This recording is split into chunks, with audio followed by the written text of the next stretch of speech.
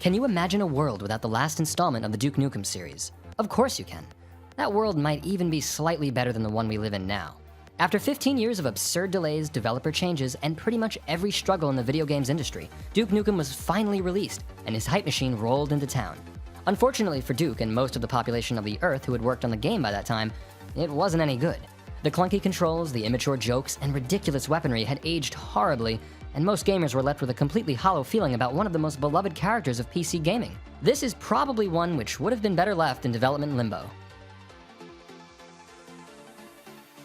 Team Ico, the team who brought us Shadow of the Colossus, were supposed to release The Last Guardian on the PS3, but the technology got away from them, meaning that the niche PlayStation exclusive had to be pushed back repeatedly to meet the demands of the next generation console that it suddenly found itself on. The game is finally due for release in 2016, and is a good example of what staying power brings. Both Ico and Shadow of the Colossus are classics of the PS2, remembered fondly by gamers across the world, and canceling The Last Guardian would have been a travesty. Geralt of Rivia and his astonishing flowing locks almost never made it as far as 2015's biggest RPG, The Wild Hunt. CD Projekt Red, the Polish developer behind the games, revealed that in trying to port the first game in the Witcher series to consoles, they almost ran out of money completely. After a series of frustrating delays, CD Projekt told Atari that the game had to be scrapped, leaving them with a storyline for The Witcher 2, no engine, and very little money to make it.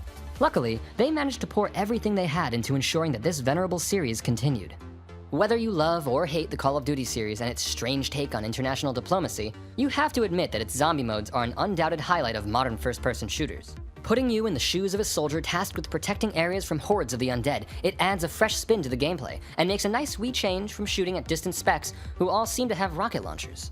Of course, gamers almost never had the opportunity to get their shotguns all up in some zombie guts. Treyarch CEO Mark Lamia told journalists that he had initially been furious when he found out that the development team was working on the mode.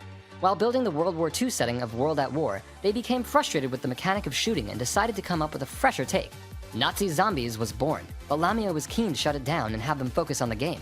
He later saw how much the dev team enjoyed playing it, and eventually allowed them to add it into the finished game. That's right, folks. The seminal sandbox was almost shoved into a box and forgotten about at its earliest stages. During the build of GTA, the original top-down version of the franchise, it was discovered that the game was so unstable that it crashed pretty much every computer which tried to run it.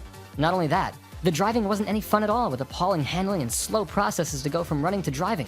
BMG Interactive, the game's publisher, was ready to stick a pin in the GTA balloon and send it flying into the stratosphere. Luckily for the development team at Rockstar, there was a glitch in the code which the publishers loved. It made the police aggressive, and led to the fast and furious car chases which the game is now renowned for.